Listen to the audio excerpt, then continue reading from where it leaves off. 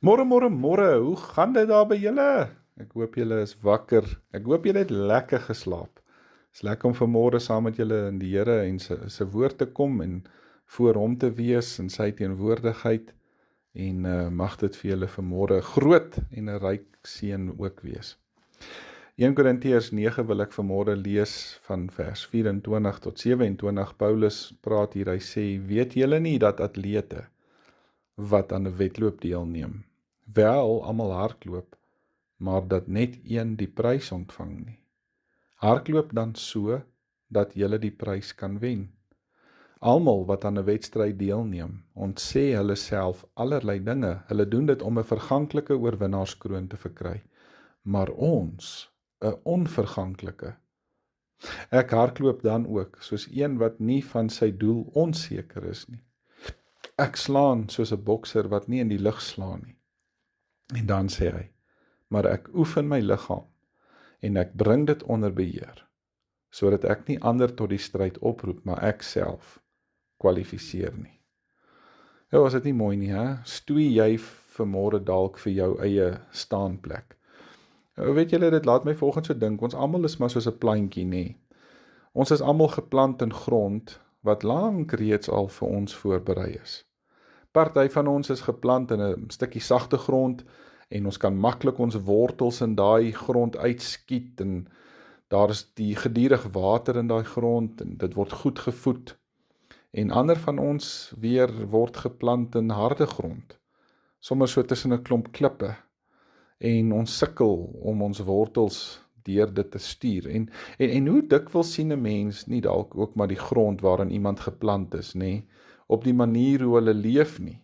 Dit is eintlik maar om aan te sluit by Paulus se beeld om jou te oefen, nie vir die verganklike nie, maar vir die onverganklike, want ons kan so baie keer die grond takseer van mense. Ek meen, ons kan kyk na die diepte van hulle gesprekke.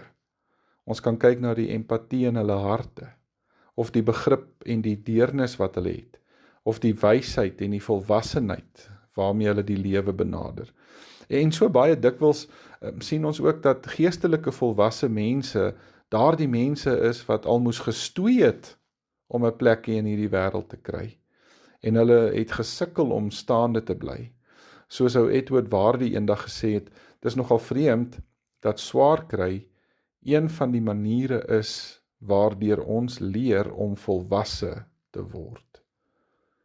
En swaar kry is natuurlik ook 'n manier hoe ek en jy moet leer om gelowig volwasse te word. Weet julle, ons kan almal groei op die plek waar ons geplant is. En juis ook waar dit nie altyd maklik is om te oorleef nie, want baie dikwels beteken hierdie sukkel met die lewe, dat ons juis dieper delf na die lewende water, en dat ons sterker en hoër kan boontoe groei. So stoei jy vir jou staanplek. Dit is nie altyd so 'n slegte ding nie. Dit maak jou sterk. En Paulus sê, ons veg vir daai kroon van oorwinning, nie vir 'n kroon wat die wêreld op my kop plaas nie, vir 'n kroon wat eendag by die Here op my kop gesit gaan word. En mag ek en jy dan vanmôre hierdie woorde neem en mag ons gaan veg vir ons plek in die wêreld, dat ons kan geestelik volwasse word, al is dit soms deur swaar kry. Kom ons maak die oë toe, dan bid ons. O Here Jesus, ek wil baie graag in u beskermende hand dieper en ryker, maar ook sterker word. Help my daarmee in u naam alleen. Amen.